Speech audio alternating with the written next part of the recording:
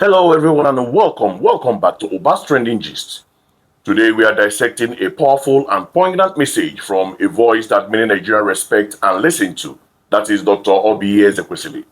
She recently took to her X handle, formerly Twitter, to deliver a scathing critique of the Nigerian government, particularly in the light of the ongoing killings of Christians across the nation. Her tweet, a series of urgent questions and declarations, begins with a stark challenge.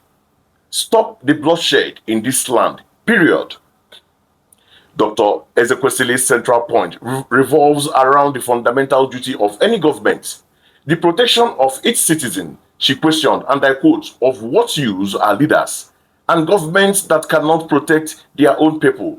This isn't just an abstract political statement, it's a cry of anguish, reflecting the profound insecurity many Nigerians feel. She meticulously traced a painful history from the Chibok abduction in 2015, where over 90% of the abducted girls were Christians, to the later Dapchi incident involving Leah Sharibu, who was punished for her faith and not released. Ezekwesili argues that the government's failure to act decisively against terrorists only emboldens them, escalating kidnapping into a grim industry. Her message is clear. The current leadership is failing its primary responsibility, and debates about genocide are a distraction from urgent action. Now, while Dr. Ezekwesili's word resonates with many and her passion for human rights is undeniable, there is another layer to this conversation that we, on Uba Trending Gist, must explore. You see, Dr. Ezekwesili herself makes a very telling statement in her tweet. It did not have to take the insults and threats from Trump to wake up our government to the duty of care it owes every citizen of Nigeria. This is a critical point and it links directly to the disturbing reports and warnings that emanated from the American government with the Trump administration regarding the killings of Christians in Nigeria. There were indeed whispers and even outright statements suggesting that the US was closely monitoring the situation with implicit and at times explicit warnings about potential repercussions or even military actions if Nigeria failed to protect its Christian population.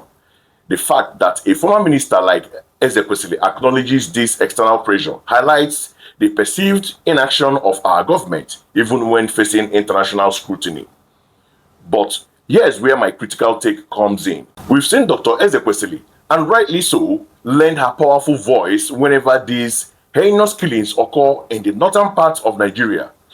Her advocacy for the Chibok girls and the other victims from the north has been unwavering. Yet, many have observed a curious silence, almost an eerie quiet from her whenever similar atrocities, particularly killings targeting security forces and citizens, erupt in the south-south or southeast parts of Nigeria, her own region.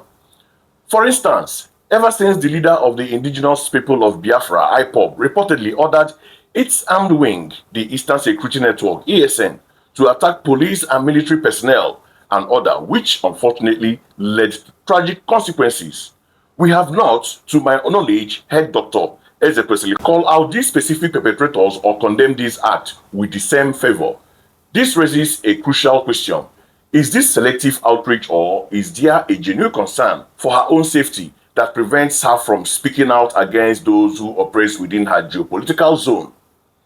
The implication is that while she demands accountability from the government for killings in one region, there's a perceived reluctance to challenge non-state actors in another, even when those actors are responsible for bloodshed. This apparent double standard, whether intentional or not, can be deeply troubling to those who seek consistent advocacy for all Nigerian lives, regardless of where they are lost or who is responsible. If we truly want to stop the bloodshed in this land, period, then consistency in calling out all forms of violence from all quarters is paramount. So what are your thoughts on Dr. Ezekwesili's statement and my critical analysis? Let me know in the comments below.